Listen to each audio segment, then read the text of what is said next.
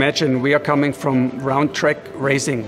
We pretty much know the racetracks, we know the surface, we know the racing format, we know the competitors. A lot of time is spent in the simulators trying to prepare as good as possible. Dakar, to me, for us being developers, it's almost like, you know, a pirate's treasure. You open it up and you don't really know what to expect.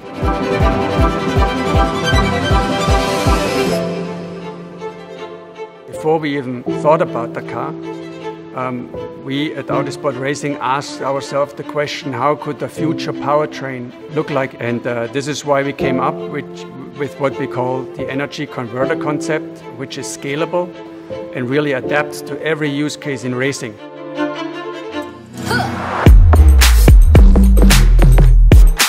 The car has an electronic drive unit on each axle.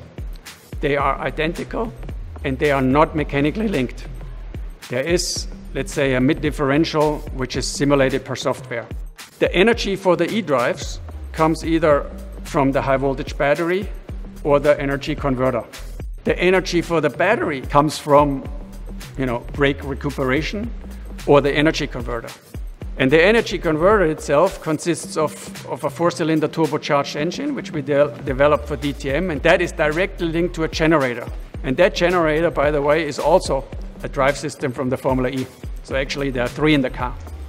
And all those components, very complex, are obviously, you know, controlled and linked with the vehicle control unit, the VCU we have in the car. The e-drive were developed for Formula E. So they are state-of-the-art, highly efficient, system efficiency greater 97%. We did a few adaptations on the cooling side, a few adaptations on how the system is integrated in the car, some changes on the internals, but only for robustness reasons. And yeah, of course, the software, we always work on the software.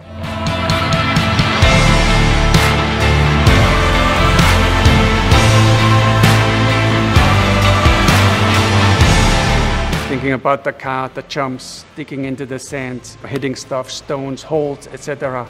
I think all components will be stressed extremely. You have hot days, cool nights, you have high altitude. The energy management has to deal with all those situations which can't be foreseen. And I think that will be one of the biggest challenges in the whole project.